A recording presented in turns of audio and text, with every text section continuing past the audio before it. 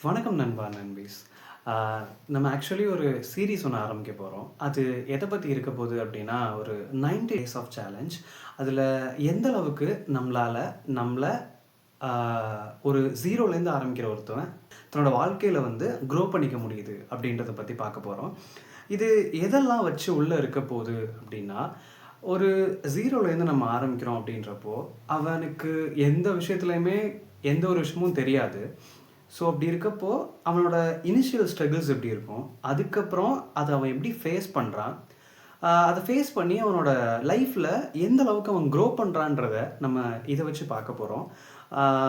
இதுல என்னென்னலாம் இருக்க போது அப்படின்னா, இப்ப பார்த்தீங்க அப்படின்னா, என்னோட வெயிட் வந்து அரவுண்ட் 85 டூ 90 கிட்ட இருக்க வாய்ப்பு இருக்கு. எனக்கு அந்த அளவுக்கு தெரியல. இதுக்கு முன்னாடி நான் வந்து ஒரு வெயிட் லாஸ் ஜர்னில இருந்தேன்.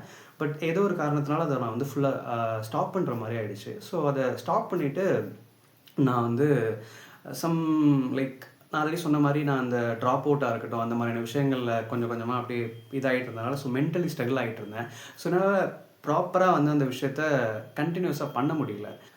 இப்ப தான் நம்ம அத வந்து ஒரு புதுசா ஸ்டார்ட் பண்ணலாம் அப்படின்ற மாதிரியும், அதுல சில சில அ எப்படி சொல்றது? அ வெயிட் லாஸ் ட்ரான்ஸ்ஃபர்மேஷன், அப்புறம் வந்து எமர்ஜென்சி ஃபண்ட் ஒண்ணு நான் வந்து ஆல்ரெடி எழுதி போட்டிருந்தேன். உங்களுக்கு பார்த்தா தெரியும்.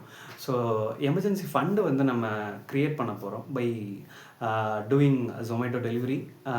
அப்புறம் வந்து நமக்கு வந்து டைப்பிங் கொஞ்சம் கத்துக்கிட்டா ஓகேவா இருக்கும். ஏன்னா ஒரு கான்டென்ட் ரைட்டரா ஆகணும்னு நம்ம நெனைக்கிறோம்.